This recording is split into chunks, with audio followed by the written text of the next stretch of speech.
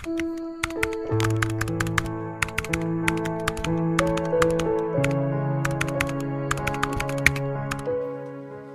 ini, tanggal 6 April, hari Minggu, saya menyampaikan sebuah khotbah mengenai imamat.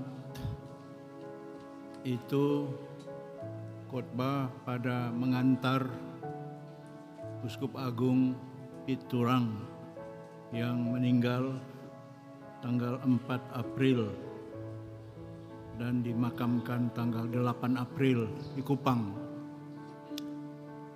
Khotbah itu saya lihat di YouTube dalam pelbagai sumber viral, mencapai hampir 90.000 viewer, sehingga lamanya khotbah itu 26 menit. Saya rasa banyak di antara Anda sekalian dalam gereja ini sudah menonton, sehingga hari ini saya hanya menambah 4 menit supaya genap 30 menit. Rekan-rekan imam, Bapak Ibu, saudara-saudari sekalian, imamat itu anugerah yang diberikan Tuhan dengan cuma-cuma, tanpa jasa dari si penerima, tanpa apapun dari si penerima kecuali belas kasihan Tuhan. Karena itu, semua orang yang menerima anugerah dengan cuma-cuma itu harus lebih dari orang lain bersyukur, dan harus lebih dari orang lain berkomitmen untuk bukan hanya menjaga status itu, tapi pada hemat saya lebih-lebih merawat. Setiap kita mengetahui komitmen itu hanya bisa menjadi operasional, dilaksanakan dengan sebaik-baiknya kalau ia dirawat. Dalam bahasa tinggi, itulah yang disebut maintenance.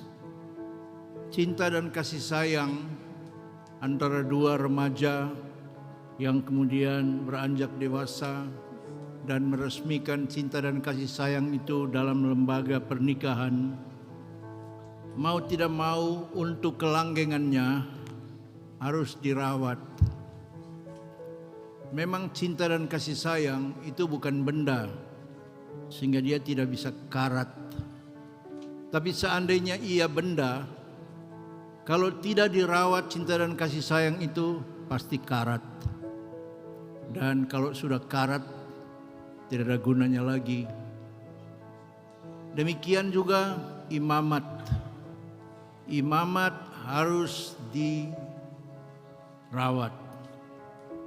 Antara lain seperti kesaksian saya pada tanggal 6 April dengan mencintai, menghormati dan mencintai imamat itu. Bukan dengan biasa-biasa, tapi dengan luar biasa. Salah satu bentuk dari mencintai dan menghormati imamat itu adalah seperti ini: membaharui janji-janji imamat. Ada banyak sendi-sendi dalam kehidupan seorang imam yang membutuhkan perhatian. Tapi 3 pilar utama yang sering kita dengar adalah kekudusan atau kesucian, kemiskinan, dan ketaatan. Kalau ini tidak dipelihara dalam bentuk mengulangi janji imamat itu, kita akan ragu-ragu menghadapi imam-imam yang sombong, yang tidak taat, yang besar kepala. Secara fisik, kepalanya sudah besar, Coba perhatikan saja. Secara psikis lebih besar lagi kepalanya. Kalau imam tidak hidup apa adanya, tidak menghayati preferential option for the poor, lama-lama ia sudah menjadi matre. Sukanya tinggal di Hotel Aston.